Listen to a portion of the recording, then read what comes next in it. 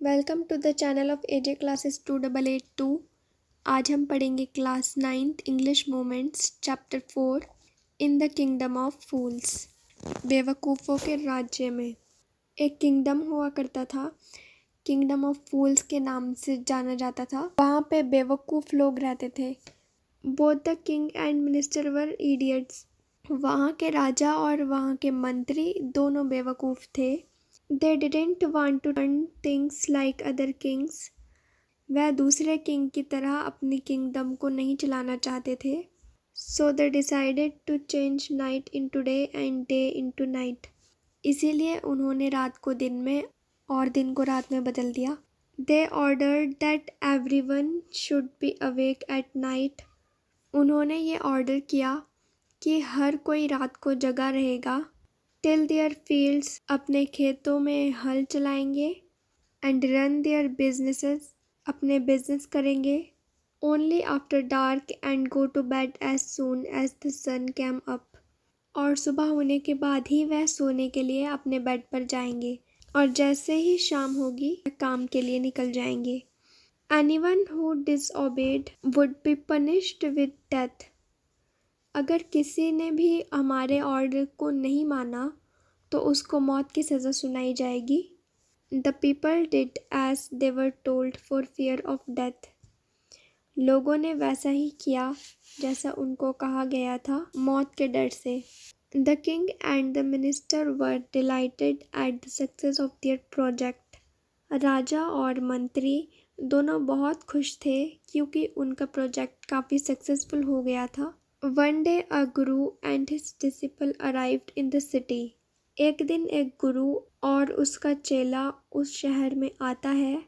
It was a beautiful city. शहर बहुत beautiful था। It was broad daylight. चारों तरफ सूरज की रोशनी चमक रही थी। But there was no one about. लेकिन आसपास कोई भी नज़र नहीं आ रहा था। Everyone was asleep. Not a mouse stirring. सब सोए हुए थे, एक चूहा भी हिल नहीं रहा था। Even the cattle had been taught to sleep by day. यहाँ तक कि पालतू जानवरों को भी दिन में सोने की आदत डाल दी थी।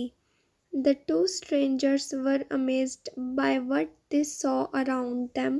जो दो strangers थे वह हैरान थे अपने आसपास का नज़ारा देख के। And wandered around town till evening. शाम तक बिना किसी काम के वह इधर उधर चक्कर लगाते रहे।